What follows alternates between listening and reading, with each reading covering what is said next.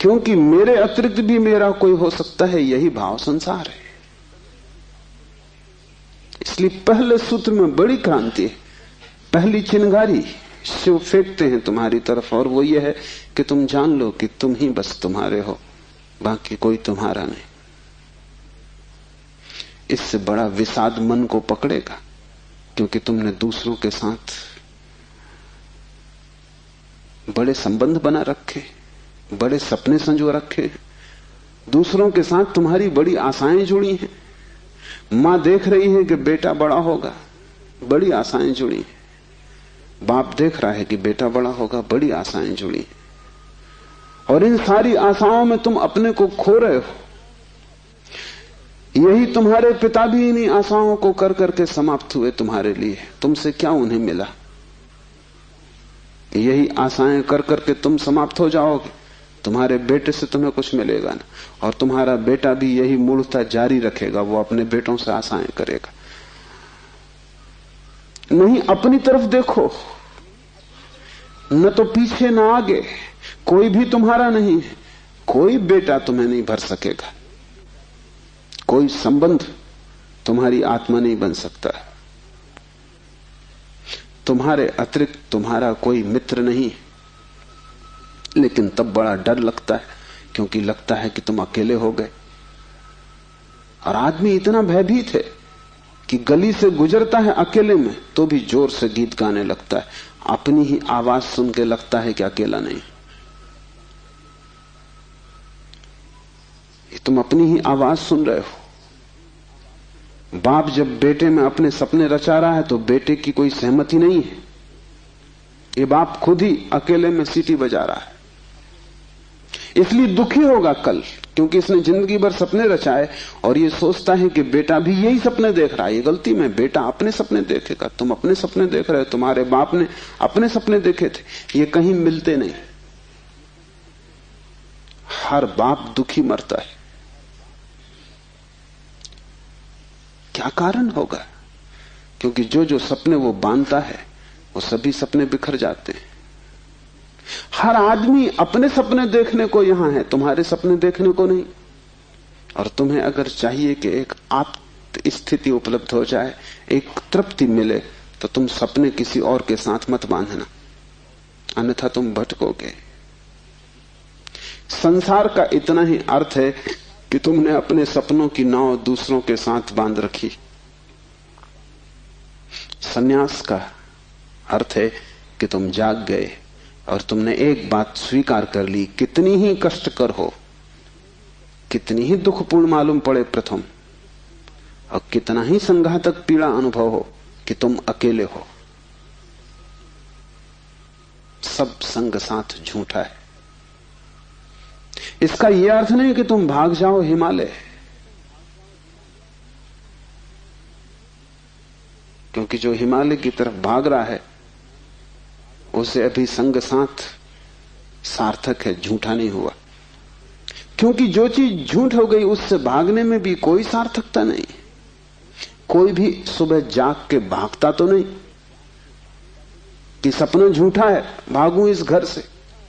सपना झूठा हो गया, बात खत्म हो गई, उसमें भागना क्या है।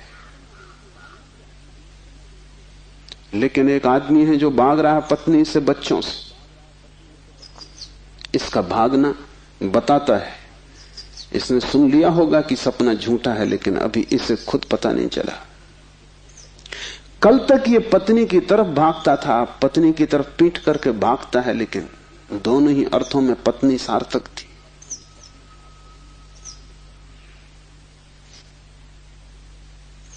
एक जैन संत हुए, गणेश वर्णी।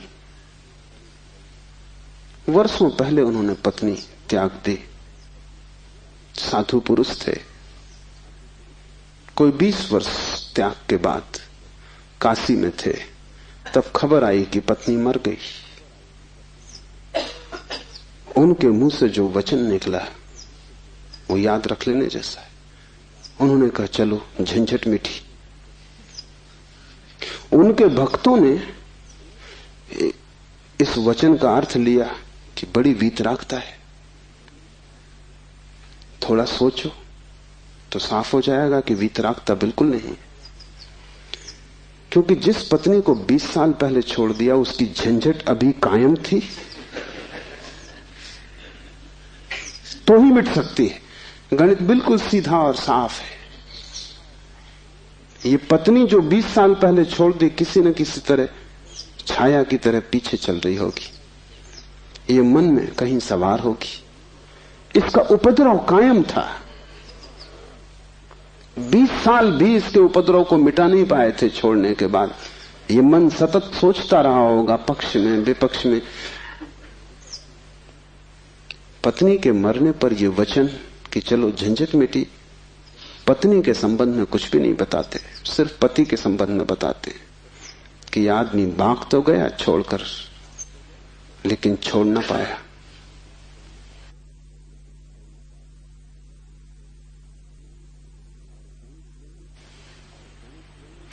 और गणेश वर्णी साधु पुरुष थे, इसलिए थोड़ा सोच लेना, साधु पुरुष भी बड़ी भ्रांति में रह सकते। उनके चरित्र में, आचरण में कोई भूल चूक न थी। वे मर्यादा के पुरुष थे, ठीक ठीक नियम से चलते थे। वहां कोई जरा भी दरार नहीं पा सकता, जरा त्रुटि नहीं पा सकता। सब आचरण ठीक था, साधुता पूरी थी। फिर भी भीतर कोई बात चूक गई। हिमालय पहुंच गए, झंझट सांस चली गई। फिर दूसरी बात भी समझ लेने जैसी है, और वो ये कि अगर पत्नी के मरने पर पहला ख्याल ही आया कि झंझट मिटी, तो कहीं जाने अनजाने अचेतन में पत्नी की मृत्यु की आकांक्षा भी छिपी रही होगी। वो जरा गहरा किसी तल पर पत्नी मिट जाए, न हो, समाप्त हो जाए, ये तो हिंसा हो गई। लेकिन एक एक वचन भी अकारण नहीं आता, आसमान से नहीं आता। एक एक वचन भी भीतर से आता। और ऐसे क्षणों में जबकि पत्नी मर गई इसकी खबर आई हो, तुम ठीक ठीक अपने रोजमर्रा के व्यवसायी होश में नहीं होते हो। तब तुमसे जो बात निकलती है वो ज्यादा सही होती। घंटे भर बाद तुम्हें मौका मिल जाएगा, तुम खुद ही सोच समझ के लीप पोता कर लोगे। तुम फिर जो कहोगे वो बात झूठी हो जाएगी। लेकिन तत्क्षण उस क्षण में वर्णी चूक गए। वो जो 20 साल से उन्होंने चारों तरफ साधुता का व्यवस्था कर रखी थी, उस क्षण में भूल गए। जब वर्णी को ऐसा घट सकता है तो तुम्हें तो सहज ही घट सकता है। भागने से कुछ भी ना होगा, भागकर कोई भी कभी भाग नहीं पाया। लेकिन भक्त इसको न देख पाएंगे। उन्होंने तो वर्णी की कथा में इसको बड़े बहुमूल्य वचन की तरह संग्रहित किया है, ये सोच के कि देखो आदमी कैसा वीतराग है। तुम्हें पता भी नहीं हो सकता कि वीतरागता क्या है। तुम राग में जीते हो, तुम्हें विराग समझ में आता है, तुमसे जो विपरीत है वो समझ में आता है। तुम जानते हो कि तुम पत्नी को छोड़ के नहीं जा सकते, और ये आदमी छोड़ के चला गया, ये आदमी तुमसे बड़ा है। ये तुमसे विपरीत है, लेकिन तुमसे भिन्न नहीं। तुम पैर के बल खड़े हो, यह आदमी सिर के बल खड़ा है, लेकिन तुम्हारे मन में और इसके मन में रत्ती भर भी फर्क नहीं। खोज के देखो, तुम सभी सोचते हो कि पत्नी झंझट। तुम एक आध ऐसा पति पा सकते हो जो कहे पत्नी झंझट नहीं। पत्नी के सामने मत पूछना, एकांत में अकेले में। मुल्ला नसरुद्दीन ने मुझे कहा है कि मैं भी कभी सुखी था, लेकिन ये मुझे पता ही तब चला जब मैंने विवाह कर लिया, और तब फिर बहुत देर हो चुकी थी। मैं भी कभी सुखी था, ये पता मुझे तब चला जब मैंने विवाह कर लिया, लेकिन तब तक तो बहुत देर हो चुकी थी, सुख हाथ से जा चुका था। पति को गहराई में पूछो तो ऐसा पति खोजना कठिन है जिसने कई बार पत्नी की हत्या करने का विचार न किया हो। सपने न देखे हो कि मार डाला पत्नी को, सुबह उठ के वो भी कहेगा कैसा बेहुदा सपना। लेकिन अचेतन आकांक्षा है। जिससे झंझट पैदा होती है उसे मिटा देने का मन सीधा तर्क है, लेकिन झंझट दूसरे से कभी पैदा होती ही नहीं। पत्नी में अगर कोई उपद्रव होता तो कौन तुम्हें रोकता था? तुम सब भाग गए होते हिमालय। उपद्रव पत्नी में नहीं है, क्योंकि तुम हिमालय जाके फिर पत्नी खोज लोगे। उपद्रव तुम्हारे भीतर है। तुम अकेले नहीं रह सकते, तुम्हें कोई दूसरा चाहिए। अकेले में तुम डरते हो, कोई दूसरा, तब तुम निश्चिंत मालूम पड़ते हो। क्यों? दूसरे की मौजूदगी से आश्वासन मिलता है। दुख में सुख में कोई साथी है, जीवन में मृत्यु में कोई साथी है। लेकिन अकेलापन स्वभाव है। और जिस व्यक्ति ने यह अनुभव कर लिया कि आत्मा ही बस मेरी है, उसने अपने अकेलेपन को अनुभव कर लिया। भागने की कोई भी जरूरत नहीं तो झंझट पीछे चली जाएगी। तुम जहां हो वहीं रहना, रत्ती भर भी बाहर कोई फर्क करने की आवश्यकता नहीं है। लेकिन भीतर तुम अकेले हो जाना, भीतर तुम कैवल्य को अनुभव करना कि मैं अकेला हूं, कोई संगी साथी नहीं। और ये तुम दोहराना मत, क्योंकि दोहराने की कोई जरूरत नहीं कि रोज सुबह बैठ के तुम दोहराओ कि मैं अकेला हूं, कोई संगी साथी नहीं। इससे कुछ भी ना होगा। ये दोहराना तो सिर्फ यही बताएगा कि तुम्हें अभी ख्याल नहीं हुआ। इसे समझना, ये तथ्य है कि तुम अकेले हो। समझने में अड़चन है, वही तपश्चर्या है। तप का अर्थ नहीं है कि तुम धूप में खड़े हो जाओ। आदमी को छोड़ के सभी पशु पक्षी धूप में खड़े, उनमें से कोई भी मोक्ष नहीं चला जा रहा है। और तप का अर्थ ये नहीं है कि तुम भूखे खड़े हो जाओ, अनशन कर लो, उपवास कर दो, क्योंकि आधी दुनिया वैसे ही भूखी मर रही है। कोई उपवास करके मोक्ष नहीं पहुंच जाता है। शरीर को गला दो, जला दो, उससे कुछ हल नहीं है। वो सिर्फ आत्महिंसा है और महानतम पाप है। और सिर्फ मूढ़ उस पाप में उतरते हैं। जिन्हें थोड़ा भी बोध है वो ऐसी नासमझियां ना करेंगे। दूसरे को भूखा मारना अगर गलत है तो खुद को भूखा मारना सही कैसे हो सकता है? दूसरे को सताना अगर हिंसा है तो खुद को सताना अहिंसा कैसे हो सकती है? सताने में हिंसा है, किसको तुम सताते हो इससे क्या फर्क पड़ता है? जो हिम्मतवर है वो दूसरे को सताते हैं, जो कमजोर है वो खुद को सताते हैं। क्योंकि दूसरे को सताने में एक खतरा है, दूसरा बदला लेगा। खुद को सताने में वो खतरा भी नहीं है, कौन बदला लेगा? कमजोर अपने को सताते हैं। तुमने कभी ख्याल किया, अगर पुरुष नाराज हो जाए तो वो पत्नी को पीटता, अगर पत्नी नाराज हो वो खुद को पीटती। ये जो पत्नी है ये साधुओं का प्रतीक। कमजोर अपने को पीट लेता, क्या करे? ताकतवर दूसरे को पीटता है, क्योंकि उसमें खतरा तो है ही कि दूसरा क्या करेगा कौन जाने।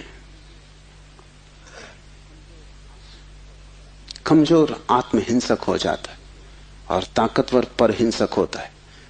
और धार्मिक वो है जो अहिंसक, न वो दूसरे को सताता है न खुद को सताता है। सताने की बात ही व्यर्थ है। तपश्चर्या का अर्थ है कि तुमने ये सत्य स्वीकार कर लिया कि तुम अकेले हो, कोई उपाय नहीं है संगी साथी का। तुम कितना ही चाहो, कितनी ही आंखें बंद करो, सपने देखो, तुम अकेले ही रहोगे।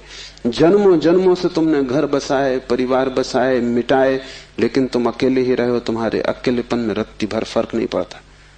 जिसने ये जान लिया, स्वीकार कर लिया कि मैं अकेला हूं, उसके लिए इंगित है इस सूत्र में चैतन्य आत्मा है, वही तुम्हारा और कोई तुम्हारा नहीं। और दूसरी बात इस सूत्र में है, वो है चैतन्य। आत्मा कोई सिद्धांत नहीं है कि तुम शास्त्र में पढ़ो और मान लो। आत्मा कोई जैसे गुरुत्वाकर्षण का सिद्धांत है, ऐसा कोई सिद्धांत नहीं है। आत्मा एक अनुभव है, सिद्धांत नहीं। और अनुभव है चैतन्य की तीव्रता का। इसलिए तुम जितने चैतन्य होते जाओगे उतनी ही तुम्हें आत्मा का पता चलेगा। तुम जितने बेहोश होते चले जाओगे उतना ही तुम्हें अपना पता नहीं चलेगा, और तुम करीब करीब बेहोश हो।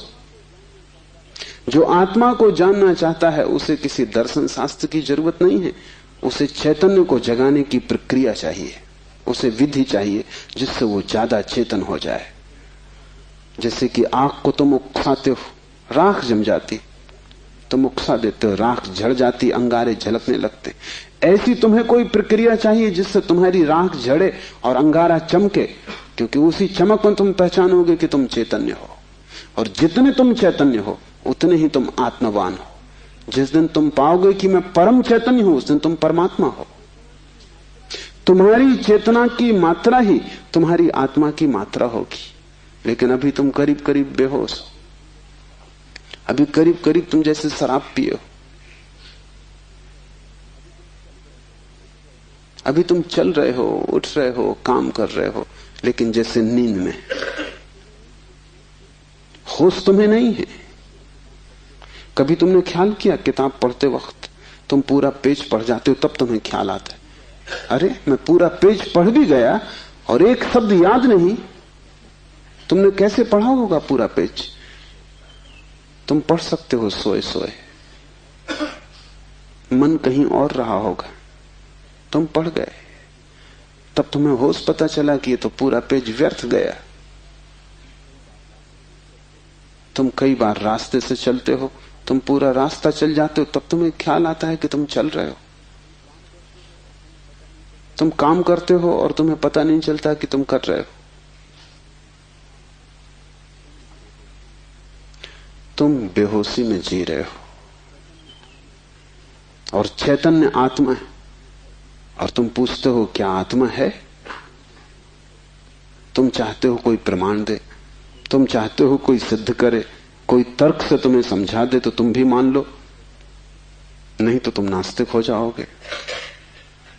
नास्तिकता बेहोशी का सहज परिणाम है, आस्तिकता होश का फल।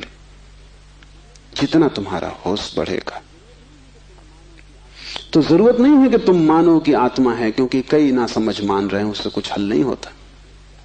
इस मुल्क में तो सभी मानते हैं कि आत्मा है, लेकिन इससे क्या फर्क पड़ता है? तुम्हारे जीवन में कोई क्रांति इससे आती नहीं। शायद तुम इसलिए मान लेते हो कि हजारों साल से दोहराया जा रहा है, सुनते सुनते तुम्हारे कान पक गए,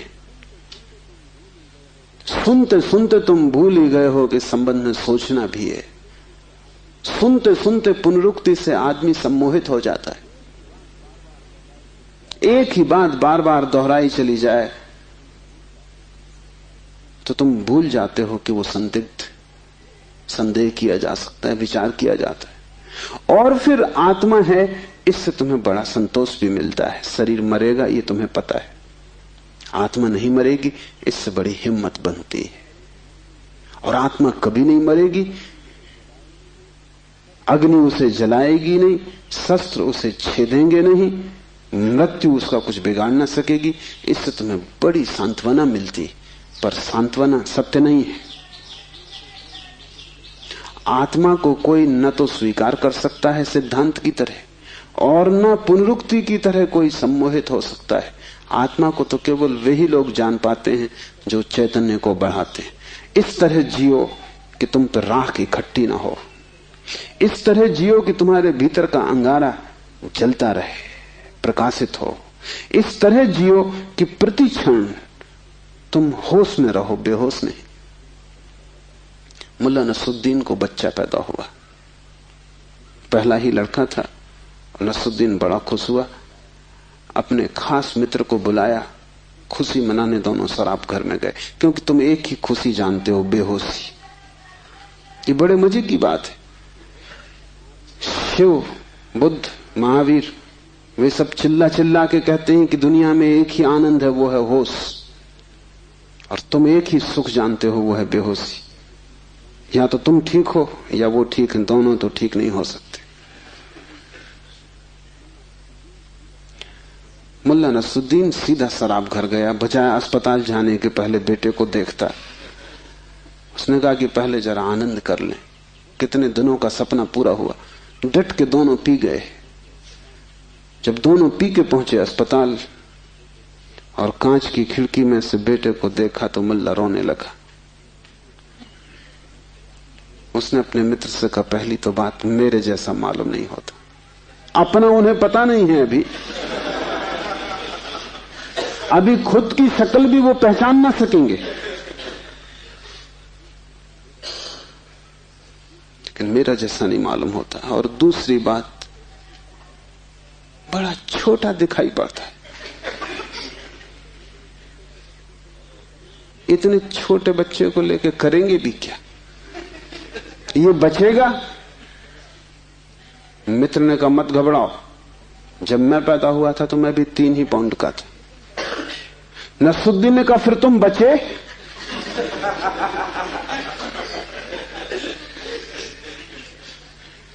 मित्र सोचने लगा, क्योंकि वो भी बेहोशी में था। उसने कहा, पक्का नहीं कह सकता।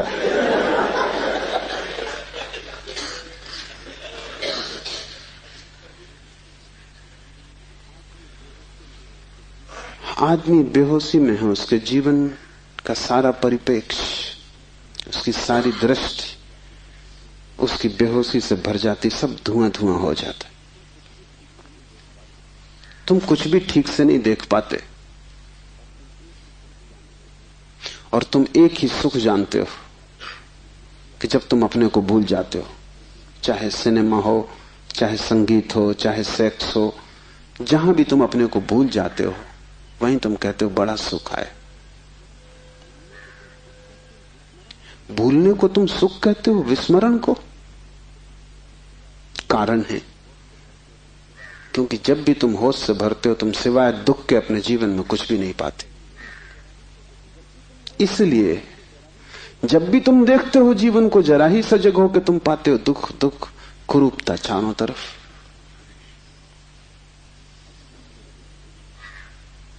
एक मेरे मित्र अविवाहित ही रह गए, उनसे मैंने पूछा कि क्या हुआ, कैसे चूक गए?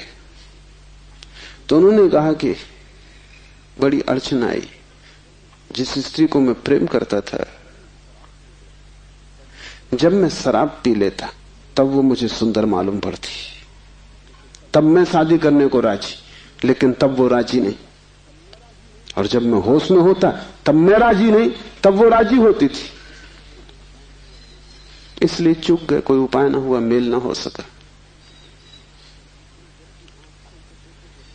तुम जब भी आंख खोलकर देखोगे सब तरफ कुरूपता और दुख पाओगे। जब तुम बेहोश होते हो तब सब ठीक लगता है। इसलिए तुम्हें तकलीफ मालूम पड़ती, चैतन्य आत्मा असंभव। इसलिए दुख से गुजरना होगा। उसको ही तपश्चर्या कहा है। जब कोई व्यक्ति जागना शुरू करता है तो पहले तो उसे दुख में से ही गुजरना होगा, क्योंकि तुमने जन्मों जन्मों तक दुख अपने चारों तरफ निर्मित किए हैं। कौन उनसे गुजरेगा तुम अगर न गुजरे तो? इसको हमने कर्म कहा है। कर्म का कुल इतना ही अर्थ है कि जन्मों जन्मों तक हमने चारों तरफ दुख निर्मित किए। जाने अनजाने हमने दुख की फसल बोई है, काटेगा कौन? तो जब भी तुम होश में आते हो तुम्हें फसल दिखाई पड़ती, बड़ी लंबी, इस खेत से तुम्हें गुजरना पड़ेगा। डर के मारे तुम वहीं बैठ जाते हो, फिर आंख बंद करके शराब पी लेते हो कि ये तो बहुत झंझट का काम है। लेकिन जितनी तुम शराब पीते हो उतनी ये फसल बढ़ती जाती। हर जन्म तुम्हारे कर्म की श्रृंखला में कुछ और जोड़ जाता है, घटाता नहीं। तुम और भी गर्त में उतर जाते हो, नरक और करीब आ जाता है। होश से भरोगे तो पहला तो घटना ये घटने ही वाली है कि तुम्हारे जीवन में चारों तरफ दुख दिखाई पड़ेगा, नरक, क्योंकि तुमने वो निर्मित किया है। और अगर तुमने हिम्मत रखी, साहस रखा और तुम उस दुख से गुजर गए, तो जिस दुख से तुम सचेतन रूप से गुजर जाओगे वो फसल कट गई। उन दुखों से तुम्हें न गुजरना पड़ेगा फिर।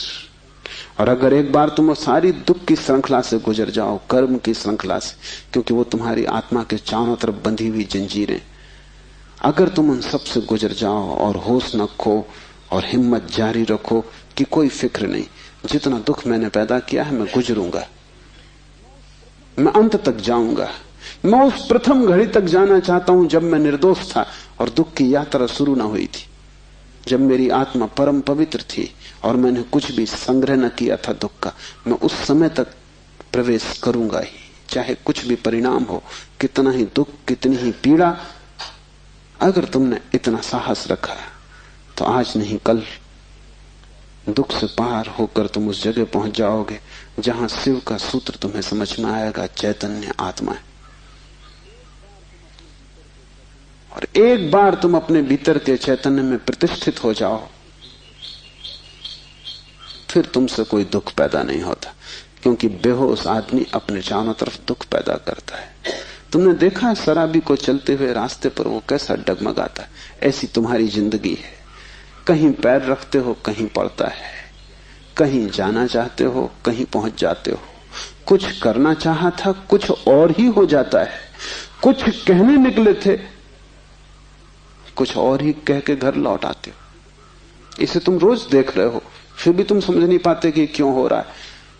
तुम गए थे किसी से क्षमा मांगने और झगड़ा करके वापस आ गए।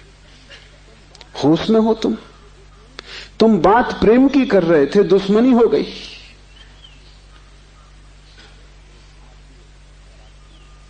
एक आदमी शराब पिए आकाश की तरफ देखता हुआ चला जा रहा था। एक कार उसके पास से निकली, बामुश्किल ड्राइवर बचा पाया। गाड़ी रोक के ड्राइवर ने कहा, महानुभाव, अगर आप नहीं देखते वहां जहां आप जा रहे हैं तो फिर आप वहीं चले जाएंगे जहां आप देख रहे हैं।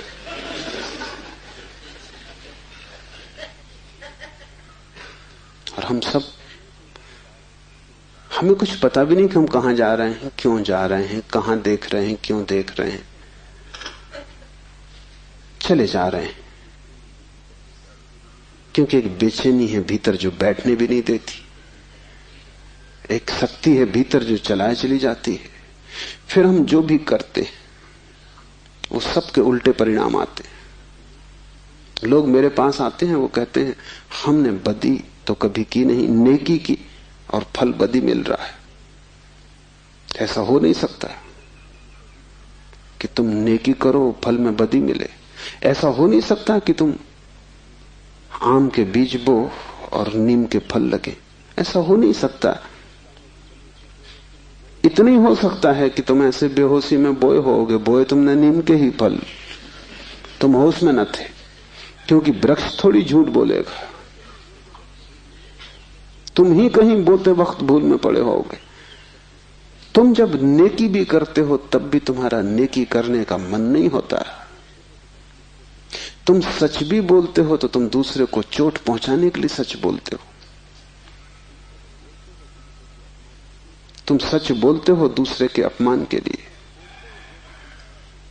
तुम सच बोलते हो जैसे तुम सच का उपयोग एक घातक हथियार की तरह कर रहे हो। तुम्हारे सत्व कड़वे होते हैं। सत्य के कड़वे होने की कोई भी जरूरत नहीं, लेकिन मजा तुम्हें कड़वेपन में है, सत्य में तुम्हें मजा भी नहीं। तुम्हारा झूठ सदा मीठा होता है, तुम्हारा सत्य सदा कड़वा होता है। बात क्या है? क्या कड़वापन सत्य का स्वभाव है? क्या मिठास झूठ का हिस्सा है? नहीं। झूठ को तुम चलाना चाहते हो, तुम उसे मीठा बनाते हो, क्योंकि अगर वो मीठा ना होगा तो चलेगा नहीं। एक तो झूठ चलना मुश्किल, मिठास के सहारे ही चलेगा। जैसे कड़वी दवा की गोली पर हम मीठी परत चढ़ा देते, बच्चा मीठी गोली समझ के खा लेता है, और जब तक कड़वेपन का पता चलता तब तक गोली भीतर जा चुकी है। तुम झूठ को मीठा बनाते हो क्योंकि तुम झूठ चलाना चाहते हो। तुम सत्य को कड़वा बनाते हो क्योंकि सत्य से तुम केवल चोट करना चाहते हो, उसको चलाना नहीं चाहते। तुम सत्य बोलते ही तब हो जब तुम सत्य का इस तरह उपयोग कर सको कि वो झूठ से बदतर साबित हो, तभी तुम बोलते हो। तुम बेहोश हो, तुम्हारे कृत्यों का तुम्हें कुछ पता नहीं है कि तुम क्या कर रहे हो। इसे थोड़ा होशपूर्वक देखना शुरू करो। जो तुम बोलना चाहते हो वही बोले या तुम कुछ और बोल गए? क्या तुमने यही सोचा था बोलने के लिए जो तुम बोले? मार्क ट्वेन लौटता था एक रात, उसकी पत्नी ने पूछा, घर आया तो पत्नी ने पूछा कैसा रहा व्याख्यान? वो व्याख्यान देने गया था। उसने कहा कौन सा व्याख्यान? जो मैंने तैयार किया था वो, या जो मैंने वहां दिया वो, या जो मैं चाहता था कि देता वो? कौन सा व्याख्यान? एक तो आदमी तैयार करता है और एक आदमी फिर जो देता है, उसमें बड़ा फर्क है। और फिर एक जो घर लौटते वक्त तो सोचता है दिया होता है। वो तीनों अलग अलग हैं। होश में हो। सब निशाने तुम्हारे चूक जाते हैं। तुम्हारी जिंदगी में कभी भी कोई निशाना लगा? आंख बंद करके भी आदमी तीर चलाता रहे तो कभी ना कभी निशाना लगेगा। मैंने सुना है कि अगर बंद घड़ी भी दीवार पर टंगी रहे तो 24 घंटे में 2 बार सही समय बताएगी। तुम्हारी जिंदगी में ऐसा भी नहीं आया कि 2 बार भी तुमने सही समय बताया होता। तुम बंद घड़ी से गए बीते। अंधेरे में भी आदमी तीर चलाता रहे तो कभी ना कभी निशान पे लग जाएगा। तुम खुली आंख से होश में प्रकाश में तीर चलाते हो, कभी निशाने पे नहीं लगता। क्या बात होगी? मुल्ला नसरुद्दीन को बड़ा शौक था हिरन की शिकार करने का। तीसरी बार जब वो शिकार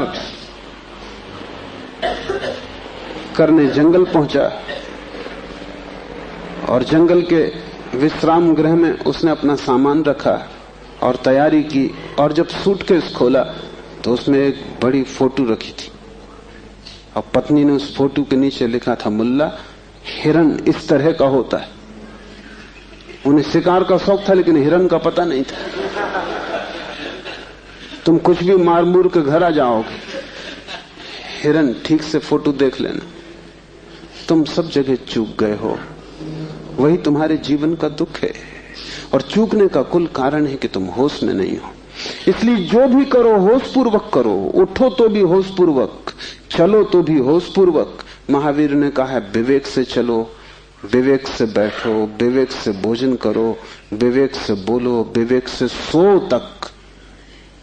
महावीर से कोई पूछता है कि साधु कौन, तो महावीर ने कहा जो अमूर्छित है। और असाधु कौन, तो महावीर ने कहा जो मूर्छित है, जो सोया सोया जी रहा है वो असाधु, जो जागा जागा जी रहा है वो साधु। यही शिव कह रहे हैं, चैतन्य आत्मा। चैतन्य को बढ़ाओ। धीरे धीरे आत्मा की झलक तुम्हारे जीवन में आनी निश्चित है। दूसरा सूत्र है ज्ञानम बंधा। ज्ञान बंध है। बड़ी हैरानी का सूत्र है। ज्ञान के बहुत अर्थ हैं। एक तो जब तक तुम इस ज्ञान से भरे हो कि मैं हूं, तब तक तुम अज्ञान में रहोगे। क्योंकि मैं अज्ञान है, अहंकार अज्ञान है। जिस दिन तुम आत्मा से भरोगे उस दिन हूंपन तो रहेगा, मैंपन नहीं रहेगा। मैं हूं, इसमें से मैं तो कट जाएगा, सिर्फ हूं रहेगा। इसे थोड़ा प्रयोग करके देखो। कभी किसी वृक्ष के नीचे शांत बैठकर खोजो कि तुम्हारे भीतर मैं कहां है। तुम कहीं भी ना पाओगे। हूं तो तुम सब जगह पाओगे, मैं तुम कहीं भी ना पाओगे। सब जगह तुम्हें अस्तित्व मिलेगा, लेकिन अस्तित्व के साथ अहंकार तुम्हें कहीं भी ना मिलेगा। अहंकार तुम्हारी निर्मिति है, वो तुम्हारा बनाया हुआ है, वो झूठा है, वो असत्य है, उससे ज्यादा अप्रामाणिक और कुछ भी नहीं। वो काम चलाऊ है, उसकी संसार में जरूरत है, लेकिन उसकी सत्य में कहीं भी कोई स्थान नहीं। तो एक तो मैं हूं, ये ज्ञान बंध का कारण है। मेरा बोध हूपन का बोध नहीं। हूपन का बोध तो शुद्ध है, उसमें कोई सीमा नहीं है। जब तुम कहते हो हूं, तो तुम्हारे हूं में और वृक्ष के हूं में कोई फर्क होगा? तुम्हारे हूं में और मेरे हूं में कोई फर्क होगा? जब तुम सिर्फ हो तो नदियां, पहाड़, वृक्ष सभी एक हो गए। जैसे ही मैंने कहा मैं, वैसे ही मैं अलग हुआ। जैसे ही मैंने कहा मैं, वैसे ही तुम टूट गए, पर हो गए, अस्तित्व से मैं पृथक हो गया। हूपन ब्रह्म है और मैं मनुष्य की अज्ञान दशा है। जब तुम जानते हो कि सिर्फ हूं, तब तुम्हारे भीतर केंद्र नहीं होता, तब सारा अस्तित्व एक हो जाता है। तब तुम उस लहर की तरह हो जो सागर में खो गई। अभी तुम उस लहर की तरह हो जो जम के बर्फ हो गई, सागर से टूट गई है। ज्ञानम बंधा, पहला तो ज्ञान बंध है, इस बात का ज्ञान कि मैं हूं। दूसरा ज्ञान बंध है वो सब ज्ञान जो तुम बाहर से इकट्ठा कर लिए हो, जो तुमने शास्त्रों से चुराया है, जो तुमने सद्गुरुओं से उधार लिया है, जो तुम्हारी स्मृति है, वो सब बंधन है। उससे तुम्हें मुक्ति ना मिलेगी। इसलिए तुम पंडित से ज्यादा बंधा हुआ आदमी ना पाओगे। मेरे पास सब तरह के लोग आते, सब तरह के मरीज, उसमें पंडित से ज्यादा कैंसर ग्रस्त कोई भी नहीं। उसका इलाज नहीं, वो ला इलाज है। उसकी तकलीफ यह है कि वो जानता है, इसलिए न वो सुन सकता न वो समझ सकता। तुम उससे कुछ बोलो, इसके पहले कि तुम बोलो उसने उसका अर्थ कर लिया है। इसके पहले कि वो तुम्हें सुने उसने व्याख्या निकाल ली। शब्दों से भरा हुआ चित्त जानने में असमर्थ हो जाता है। वो इतना ज्यादा जानता है बिना कुछ जाने, क्योंकि सब जाना हुआ उधार है। शास्त्र से अगर ज्ञान मिलता होता तो सभी के पास शास्त्र है, ज्ञान सभी को मिल गया होता। ज्ञान तो तब मिलता है जब कोई निशब्द हो जाता है, जब वो सभी शास्त्रों को विसर्जित कर देता है, जब वो उस सब ज्ञान को जो दूसरों से मिला है वापस लौटा देता है जगत को, जब वो उसे खोजता है जो मेरा मूल अस्तित्व है, जो मुझे दूसरे से नहीं मिला। इसे थोड़ा समझो। तुम्हारा शरीर तुम्हें मां और पिता से मिला है। तुम्हारे शरीर में तुम्हारा कुछ भी नहीं है।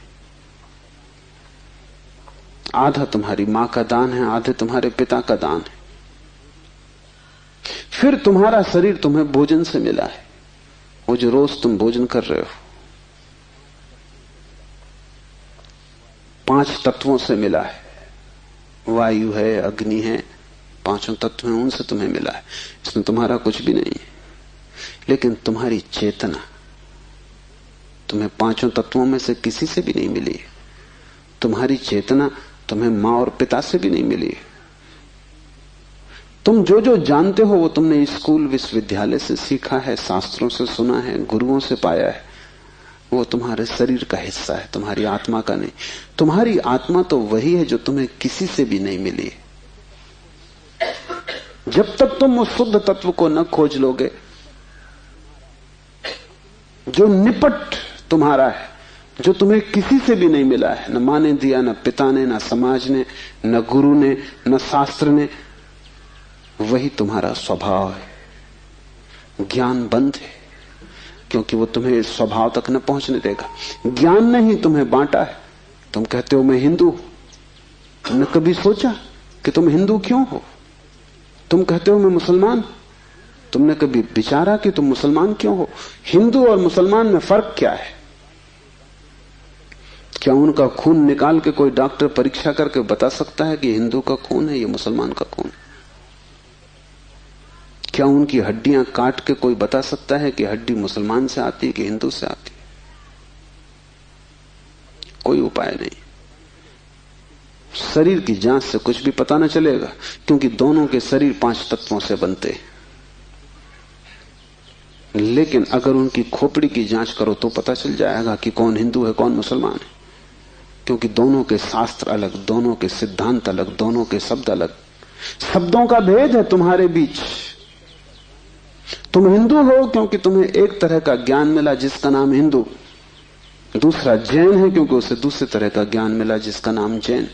तुम्हारे बीच जितने फासले हैं, दीवालें हैं, वो ज्ञान की दीवालें, और सब ज्ञान उधार। तुम एक मुसलमान बच्चे को हिंदू के घर में रख दो, वो हिंदू की तरह बड़ा होगा,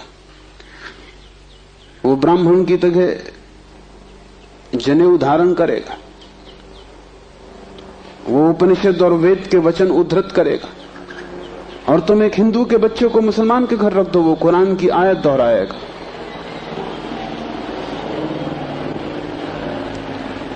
ज्ञान तुम्हें बांटता है, क्योंकि ज्ञान तुम्हारे चारों तरफ एक दीवार खींच देता है, और ज्ञान तुम्हें लड़ाता है, और ज्ञान तुम्हारे जीवन में वैमनस्य और शत्रुता पैदा करता है। थोड़ी देर को सोचो, अगर तुम्हें कुछ भी ना सिखाया जाए कि तुम हिंदू हो या मुसलमान या जैन या पारसी, तो तुम क्या करोगे? तुम बड़े होगे एक मनुष्य की भांति, तुम्हारे बीच कोई दीवार ना होगी। दुनिया में कोई 300 धर्म है, 300 कारागृह, और हर आदमी पैदा होते से एक कारागृह या दूसरे कारागृह में डाल दिया जाता है। और पंडित पुरोहित बड़ी चेष्टा करते हैं कि बच्चे पर जल्दी से जल्दी कब्जा हो जाए, उसको वो धर्म शिक्षा कहते हैं। उससे ज्यादा अधर्म और कुछ भी नहीं है, वो उसको धर्म शिक्षा कहते हैं। 7 साल के पहले बच्चे को पकड़ लें, क्योंकि 7 साल का बच्चा अगर बड़ा हो गया तो फिर पकड़ना रोज रोज मुश्किल होता जाएगा। और बच्चे को अगर थोड़ा भी बोध आ गया तो फिर वो सवाल उठाने लगेगा, और सवालों का जवाब पंडितों के पास बिल्कुल नहीं है। पंडित सिर्फ मूढ़ों को तृप्त कर पाते हैं। जितनी कम बुद्धि का आदमी हो, पंडित से उतनी जल्दी तृप्त हो जाता है। वो एक प्रश्न पूछता, उत्तर मिल जाता है। तुम जाते हो पंडित से पूछते हो संसार को किसने बनाया, वो कहता भगवान ने। तुम प्रश्न घर लौटाते हो बिना पूछे कि भगवान को किसने बनाया। अगर तुम दूसरा प्रश्न पूछते, पंडित नाराज हो जाते, क्योंकि उसका उसे भी पता नहीं, किताब में वो लिखा नहीं। और फिर झंझट की बात है, परमात्मा को किसने बनाया। फिर तुम पूछते ही चले जाओगे, वो कोई भी जवाब दे, तुम पूछोगे उसको किसने बनाया। अगर गौर से देखो तो तुम्हारे पहले सवाल का जवाब दिया नहीं गया है। पंडित ने तुम्हें सिर्फ संतुष्ट कर दिया क्योंकि तुम बहुत बुद्धिमान नहीं। और बच्चे अबोध, उनका अभी तर्क नहीं जगा, विचार नहीं जगा, अभी वो प्रश्न नहीं पूछ सकते। अभी तुम जो भी कचरा उनके दिमाग में डाल दो, वो उसे स्वीकार कर लेंगे। बच्चे सभी को स्वीकार कर लेते हैं, क्योंकि वो सोचते हैं जो भी दिया जा रहा है वो सभी ठीक है। बच्चा ज्यादा सवाल नहीं उठा सकता, सवाल उठाने के लिए थोड़ी प्रौढ़ता चाहिए। इसलिए सभी धर्म बच्चों की गर्दन पकड़ लेते हैं और फांसी लगा देते हैं। फांसी बड़ी सुंदर है। किसी के गले में बाइबल लटकी है, किसी के गले में समयसार लटका है, किसी के गले में कुरान लटकी है, किसी के गले में गीता लटकी। ये इतने प्रीतिकर बंधन है कि इनको छोड़ने की हिम्मत फिर जुटानी बहुत मुश्किल है। और जब भी तुम इन्हें छोड़ना चाहोगे, एक खतरा सामने आ जाएगा, क्योंकि इन्हें छोड़ा तो तुम अज्ञानी। क्योंकि जैसे तुम इनको छोड़ोगे, तुम पाओगे मैं तो कुछ जानता नहीं, बस ये किताब सारी संपदा है, इसको संभालो। अपने अज्ञान को छिपाने का यही तो एक उपाय है। लेकिन अज्ञान छिपने से अगर मिटता होता तो बड़ी आसान बात हो गई होती। अज्ञान छिपने से बढ़ता है, जैसे कोई अपने घाव को छिपा ले, उससे कुछ मिटेगा नहीं। घाव और भीतर भीतर बढ़ेगा, मवाद पूरे शरीर में फैल जाएगी। शिव कहते हैं ज्ञान बंद है, ज्ञान सीखा हुआ, ज्ञान उधार, ज्ञान दूसरे से लिया हुआ बंधन का कारण है। तुम उस सब को छोड़ देना जो दूसरे से मिला है, तुम उसकी तलाश करना जो तुम्हें किसी से भी नहीं मिला, तुम उसकी खोज में निकलना, उस चेहरे की खोज में जो तुम्हारा है। तुम्हारे भीतर छिपा हुआ एक झरना है चैतन्य का, जो तुम्हें किसी से भी नहीं मिला, जो तुम्हारा स्वभाव है, जो तुम्हारी निज संपदा है। निजत्व है, वही तुम्हारी आत्मा है। तीसरा सूत्र है योनि वर्ग और कला शरीर है। योनि से अर्थ है प्रकृति, इसलिए हम स्त्री को प्रकृति कहते हैं। स्त्री शरीर देती है, वो प्रकृति की प्रतीक है। और कला का अर्थ है कर्ता का भाव। एक ही कला है, वो कला है संसार में उतरने की कला, और वो है कर्ता का भाव। इन दो चीजों से मिलकर तुम्हारा शरीर निर्मित होता है। तुम्हारे कर्ता का भाव, तुम्हारा अहंकार, और प्रकृति से मिला हुआ शरीर। अगर तुम्हारे भीतर कर्ता का भाव है तो तुम्हें योग्य शरीर प्रकृति देती चली जाएगी। इसी तरह तुम बार बार जन्मे हो। कभी तुम पशु थे, कभी पक्षी थे, कभी वृक्ष थे, कभी मनुष्य। तुमने जो चाहा है वो तुम्हें मिला है। तुमने जो आकांक्षा की है, तुमने जो कर्तृत्व की वासना की है, वही घट गया है। तुम्हारे कर्तृत्व की वासना घटना बन जाती है, विचार वस्तुएं बन जाते हैं। इसलिए बहुत सोच विचार के वासना करना, क्योंकि सभी वासनाएं पूरी हो जाती हैं देर अबेर। अगर तुम बहुत बार देखते हो आकाश में पक्षी को और सोचते हो कैसी स्वतंत्रता पक्षी को, खास हम पक्षी होते, देर न लगेगी, जल्दी तुम पक्षी हो जाओ। तुम अगर देखते हो एक कुत्ते को संभोग करते हुए और तुम सोचते हो कैसी स्वतंत्रता, कैसा सुख, जल्दी ही तुम कुत्ते हो जाओ। तुम जो भी वासना अपने भीतर संग्रहित करते हो वो बीज बन जाती। प्रकृति तो केवल शरीर देती है, कलाकार तो तुम ही हो, स्वयं को निर्माण करने वाले। अपने शरीर को तुमने ही बनाया है, ये कला का अर्थ है। कोई तुम्हें शरीर नहीं दे रहा है, तुम्हारी वासना ही निर्मित करती है। तुमने कभी ख्याल किया, रात तुम सोते हो तो आखिरी जो विचार होता है सोते समय, वही सुबह उठते वक्त पहला विचार होगा। रात भर तुम सोए रहे, वो बीज की तरह विचार भीतर पड़ा रहा, जो अंतिम था वो सुबह प्रथम होगा। तुम मरोगे इस शरीर से, आखिरी मरते क्षण में तुम्हारे सारे जीवन की वासना संग्रहित होकर बीज बन जाएगी। वही बीज नया गर्भ बन जाएगा। जहां से तुम मिटे वहीं से तुम फिर शुरू हो जाओगे। तुम जो भी हो ये तुम्हारा ही कृत्य है, किसी दूसरे को दोष मत देना। यहां कोई दूसरा है भी नहीं जिसको दोष दिया जा सके। ये तुम्हारे ही कर्मों का संचित फल है। तुम जो भी हो, सुंदर कुरूप, दुखी सुखी, स्त्री पुरुष, तुम जो भी हो, ये तुम्हारे ही कृत्यों का फल है। तुम ही हो कलाकार अपने जीवन के। मत कहना कि भाग्य ने बनाया है, क्योंकि वो धोखा है। उस भांति तुम जिम्मेवारी किसी और पर टाल रहे हो। मत कहना कि परमात्मा ने भेजा है। तुम परमात्मा पर जिम्मेदारी मत डालना, क्योंकि ये तरकीब है खुद के दायित्व से बचने की। इस कारागृह में तुम अपने ही कारण हो। जो व्यक्ति इस बात को ठीक से समझ लेता है कि अपने ही कारण में यहां हूं, उसके जीवन में क्रांति शुरू हो जाती। शिव कह रहे हैं योनि वर्ग और कला शरीर है।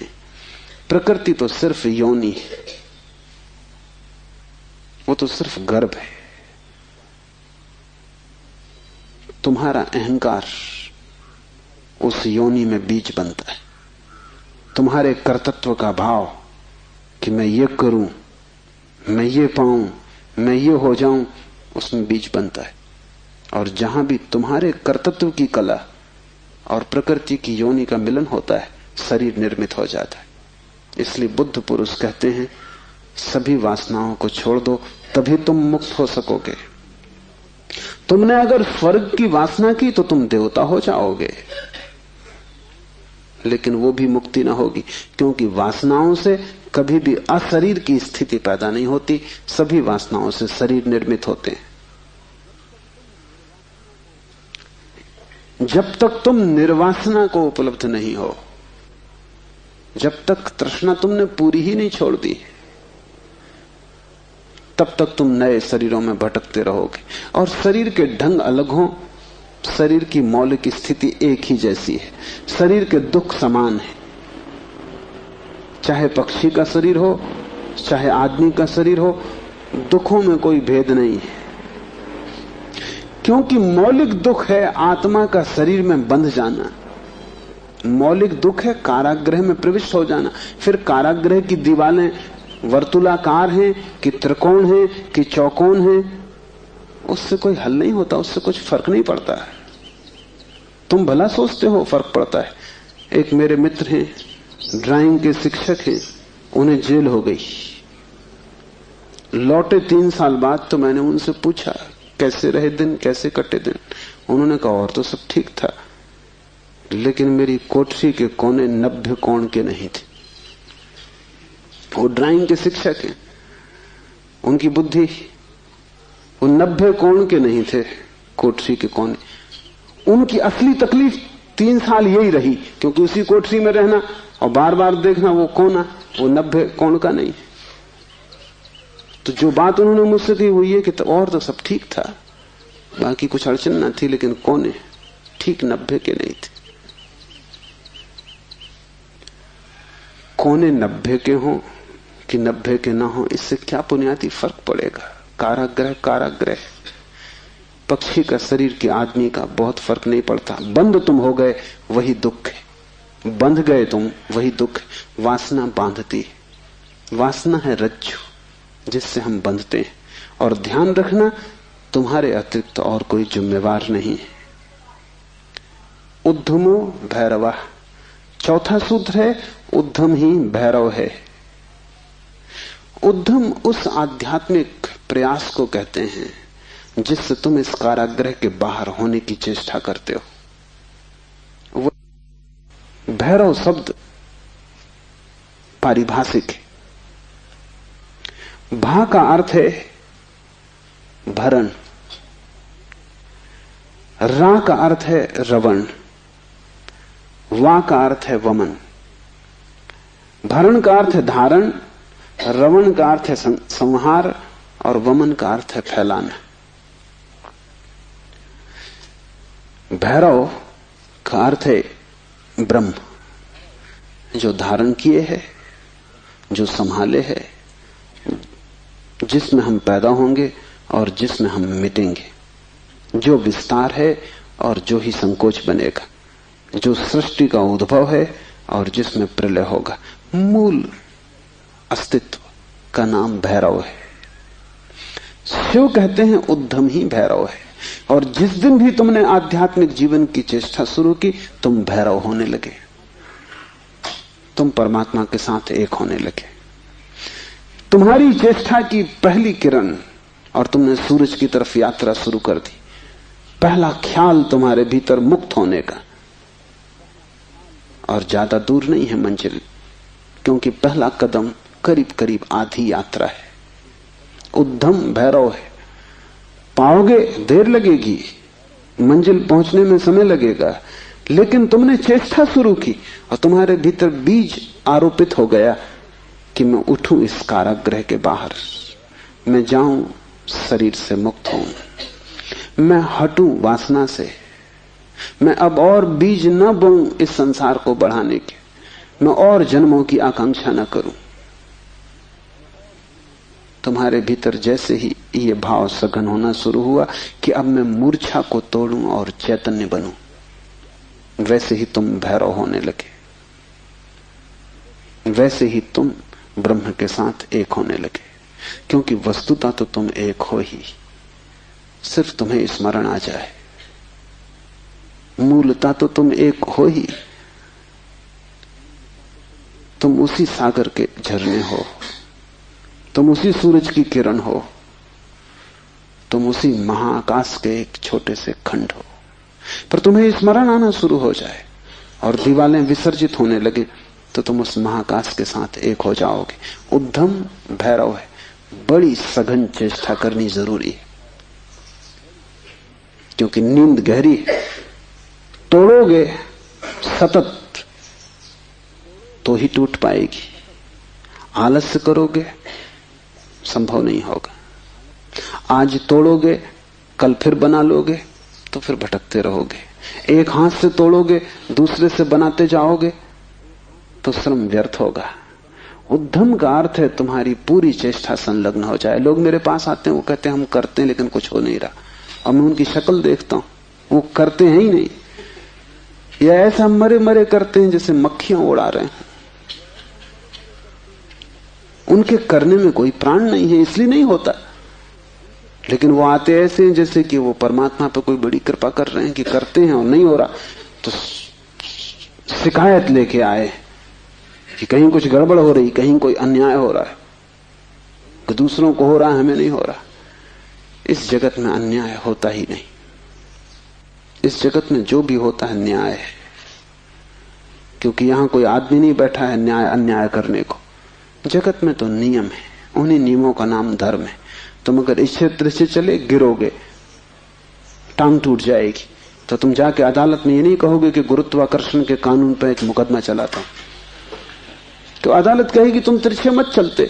गुरुत्वाकर्षण तुम्हें गिराने में उत्सुक नहीं है, न तुम्हें संभालने में उत्सुक है। तुम जब सीधे सीधे चलते हो वही तुम्हें संभालता है, जब तुम तिरछे चलते हो वही तुम्हें गिराता है। न गिराने की उसकी कोई आकांक्षा है, न संभालने की। तटस्थ है जगत का नियम। उस तटस्थ नियम का नाम धर्म है। उसको हिंदुओं ने रित कहा है। वो परम नियम है। वो तुम्हारी तरफ पक्षपात नहीं करता कि किसी को गिरा दे, किसी को उठा दे। तुम जैसे ही ठीक चलने लगते हो वो तुम्हें संभालता है। तुम गिरना चाहते हो वो तुम्हें गिराता है। वो हर हालत में उपलब्ध है। तुम जैसा भी उसका उपयोग करना चाहते हो वो तुम्हें खुला है, उसके द्वार बंद नहीं है। तुम सिर ठोकना चाहते हो दरवाजे से, सिर ठोक लो। तुम दरवाजा खोल के भीतर जाना चाहते हो, भीतर चले जाओ। वो तटस्थ है। उद्यम भैरव है। महान श्रम चाहिए। उद्यम का अर्थ है प्रगाढ़ श्रम। तुम्हारी समग्रता लग जाए श्रम में, उसका नाम उद्यम है। और तब देर न लगी कि तुम्हारे भैरव हो जाने में। शक्ति चक्र के संधान से विश्व का संहार हो जाता है, 5वां सूत्र है। और अगर तुमने ठीक उद्यम किया, अगर तुमने अपनी संपूर्ण ऊर्जा को संलग्न कर दिया चेष्टा में, सत्य की खोज, परमात्मा की खोज या आत्मा की खोज में, तो तुम्हारे भीतर जो शक्ति का चक्र है वो पूर्ण हो जाता है। अभी तुम्हारे भीतर शक्ति का चक्र पूर्ण नहीं है, कटा बटा है। वैज्ञानिक कहते हैं कि बुद्धिमान से बुद्धिमान आदमी भी अपनी 15% से ज्यादा प्रतिभा का उपयोग नहीं करता। 85% प्रतिभा ऐसे ही सड़ जाती। ये तो बुद्धिमान आदमी की बात है। बुद्धू का क्या हिसाब, वो तो शायद करते ही नहीं। हम अपने शरीर की भी ऊर्जा का पूरा उपयोग नहीं करते, 5% ज्यादा से ज्यादा। तो अगर हम मंदे मंदे जीते, अगर हमारा दिया टिमटिमाता टिमटिमाता लगता है, तो कसूर किसका है? तुम जीते ही नहीं पूरी तरह। जैसे तुम जीने से भी भयभीत हो कि लपट कहीं जोर से ना आ जाए। तुम डरे डरे हो, तुम कपते कपते जीते हो। तो फिर शक्ति का जो चक्र है तुम्हारे भीतर वो पूरा नहीं हो पाता। तो तुम्हारी गाड़ी ऐसे चलती जैसे कभी कार को तुमने देखा हो, पेट्रोल कभी आता कभी नहीं आता, कभी कचरा आता, तो कार ऐसे चलती जैसे हिचकी खा रही हो। बस ऐसा तुम्हारा जीवन है, हिचकी खाते तुम चलते हो। जरा जरा सी शक्ति के खंड खंड आते, अखंड शक्ति नहीं हो पाती। जिस चीज में भी तुम अपनी पूरी शक्ति लगा दोगे, वो कोई भी हो चीज, अगर तुम चित्र बनाते हो और चित्रकार हो और तुमने अपनी पूरी शक्ति को चित्र बनाने में लगा दिया, पूरी कि रत्ती भर बाकी ना बची, तो तुम वहीं से मुक्त हो जाओगे, क्योंकि वही उद्यम पूर्ण होते ही भैरव हो जाता है। अगर तुम एक मूर्तिकार हो, तुमने सब कुछ मूर्ति में समाहित कर दिया कि मूर्ति बनाते समय तुम ना बचे, बस मूर्ति ही बची, तो शक्ति का चक्र पूरा हो जाता है। जब तुम पूरी शक्ति को निमज्जित करते हो किसी भी कृत्य में, वही ध्यान हो जाता है। भैरव निकट, मंदिर पास आ गया। 5वां सूत्र है, शक्ति चक्र के संधान से विश्व का संहार हो जाता है। और जब भी तुम्हारी शक्ति का चक्र पूरा होता है, टोटल, समग्र, अंश अंश नहीं, पूर्ण, उसी क्षण तुम्हारे लिए विश्व समाप्त हो गया। तुम्हारे लिए फिर कोई संसार नहीं, तुम परमात्मा हो गए, तुम भैरव हो गए, तुम मुक्त हो। फिर तुम्हारे लिए न कोई बंधन है, न कोई शरीर है, न कोई संसार है। पूर्ण शक्ति का प्रयोग स्मरण रखना। इस समाधि साधना शिविर में अगर तुमने पूरी शक्ति को लगाया, ऐसे ही ऊपर ऊपर नहीं ध्यान किए, पूरी शक्ति लगा दी, तो तुम अनुभव करोगे कि जिस क्षण शक्ति पूरी लग जाएगी, उसी क्षण, फिर क्षण भर की देर नहीं लगती, अचानक संसार खो जाता है, परमात्मा सामने आ जाता है।